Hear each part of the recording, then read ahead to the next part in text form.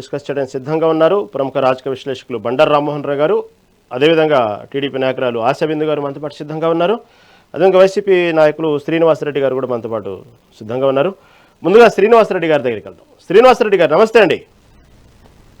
నమస్తే అండి రహీం గారు. ముందుగా మీకు, మన మెగా9 వీక్షకులకు, ఆశాబిందు సోదరి గారికి, అదేవిధంగా రామ్మోహన్ రావు గారికి.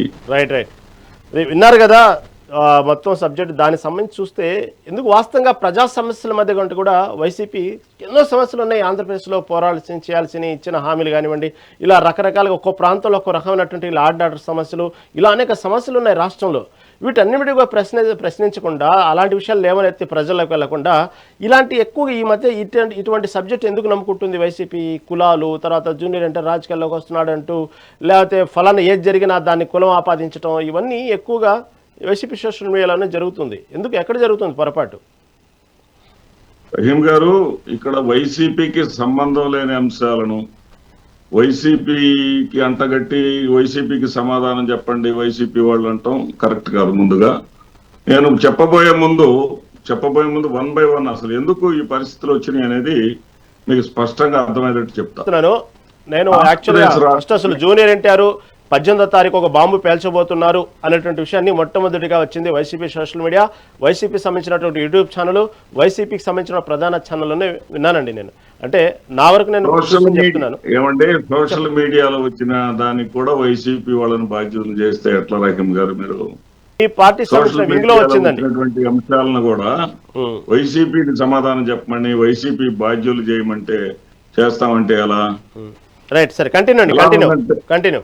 రైట్, ఇక్కడ విషయం ఏంటంటే, జగన్మోహన్ రెడ్డి గారు పరిపాలించేటటువంటి కాలంలో ఆయన ఇచ్చేటటువంటి పథకాలతోనే రాష్ట్రం శ్రీలంక అయిపోతుంది, సోమాలియా అయిపోతుందని గగ్గోలు పెట్టినటువంటి తెలుగుదేశం పార్టీ, మేము సంపద సృష్టిస్తాం, సంపద సృష్టించి సూపర్ 6 అమలు చేస్తామని బొక్కబోర్లబడి సంపద సృష్టించలేక, ఏదైతే 2023-24లో మీరు గూగుల్లో చెక్ చేసుకోవచ్చు, 2023-24 సంవత్సరంలో జగన్మోహన్ రెడ్డి గారు దిగిపోయేటప్పుడు ఉన్నటువంటి సంపద స్థాయికి ఈ 2 సంవత్సరాలు గడిచినా కానీ ఇప్పటికి చేరలా.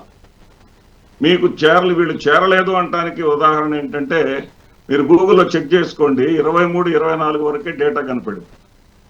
24-25 కొట్టినా దొరకదు, 25-26 కొట్టినా దొరకదు. ఎందుకు దొరకదయ్యా అంటే వీళ్ళు పోస్ట్ చేసేటటువంటి పరిస్థితులు కూడా లేరు. జగన్మోహన్ రెడ్డి గారు సృష్టించినటువంటి సంపదతోనే ఆయన పథకాలు ఇవ్వలేకపోయి, రాష్ట్రం సోమాలియా అయిపోతే, మరి శ్రీలంక అయిపోతే వీళ్ళెట్లా పథకాలు ఇస్తారు? సంపద సృష్టించి ఇస్తామని చెప్పేసి ఫెయిల్ అయ్యారు. కాబట్టి ఈ డైవర్షన్ పాలిటిక్స్ లో భాగం ఇవన్నీ. ఇక్కడ జగన్మోహన్ రెడ్డి గారు నోటి వెంట వచ్చినటువంటి మాటని ముందు ట్రోల్ చేస్తారు, తర్వాత అదే బాటలోకి తెలుగుదేశం పార్టీ వాళ్ళు వస్తారు. ఈ రోజు తాజాగా చంద్రబాబు నాయుడు గారు అన్న మాట ఒకటి మీకు చూపిస్తాను.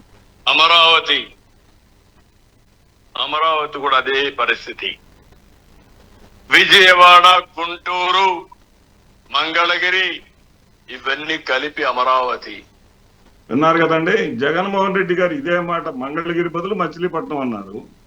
ఇదే మాట జగన్మోహన్ రెడ్డి గారు అంటే ట్రోల్ చేస్తారు, కేకలు పెడతారు, అరుస్తారు.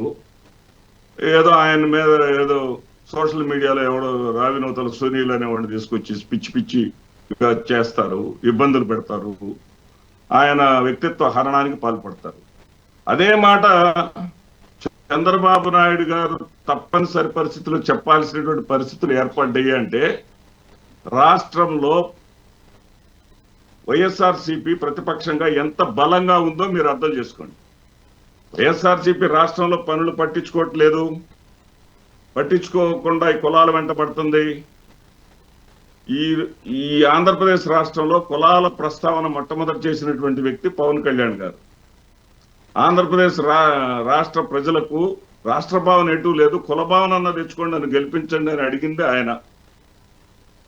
ఎక్కడ కూడా వైఎస్ఆర్సీపీ కులాల గురించి మాట్లాడాల. వీళ్ళు ఏ విధమైనటువంటి ఫ్రస్ట్రేషన్, ఏ స్థాయి ఫ్రస్ట్రేషన్కి వెళ్ళారంటే, మీ తెలంగాణలో ఒక ఫోక్సో కేసును ఎదుర్కొంటున్నటువంటి ఒక వ్యక్తి 6 కుటుంబ సభ్యులు చంపేసి తను చనిపోతే భావ దౌర్భాగ్యం అనాలో దారిద్ర్యం అనాలో చంద్రబాబు నాయుడు గారు ఆ వ్యక్తిని జగన్మోహన్ రెడ్డి గారిని పోలుస్తూ ఇది జగన్మోహన్ రెడ్డి మనస్తత్వం కూడా ఇలాంటిదని చెప్పుకున్నాడు అంటే జగన్మోహన్ రెడ్డి వ్యక్తిత్వ హననం చేసి ఒక ఏకైక ఎజెండాగా చేసుకొని ముందుకెళ్దాం తప్ప మనం ప్రజలకు చేయగలిగేది ఏమీ లేదు. ఇంకా నాకేమనిపిస్తుంది అంటే ఇరాక్, ఈ ఇజ్రాయెల్, అమెరికా మధ్య చుచ్చు పెట్టింది కూడా జగన్మోహన్ రెడ్డి అని చెప్పడానికి కూడా వీళ్ళు వెనకాడు. యుద్ధం జరగడానికి కారణం కూడా జగన్మోహన్ రెడ్డి గారు అంటానికి కూడా వీళ్ళు వెనకాడు. మొన్న వియత్నాంలో బోటు ప్రమాదం జరిగి తెలుగు వాళ్ళు, తెలంగాణ వాళ్ళు చనిపోయారు, ఆంధ్ర ప్రాంతం వాళ్ళు చనిపోయారు. దానికి కూడా జగన్మోహన్ రెడ్డి కారణం అనేటటువంటి పరిస్థితి.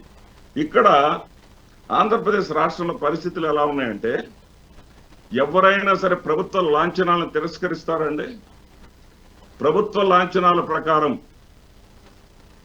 స్వర్గీయ ముద్రగడ పద్మనాభం గారు మాట్లాడదాం. శ్రీనివాస్ రెడ్డి గారు సమయం చాలా ఉంది, అన్ని విషయాలు మాట్లాడదాం ప్లీజ్. మళ్ళీ మాట్లాడదాం, మీకు అవకాశం ఇస్తాను. నేరుగా తారక విషయానికి వస్తాను. మధ్యలో 2 విషయాలు ఉన్నాయి, అవి కూడా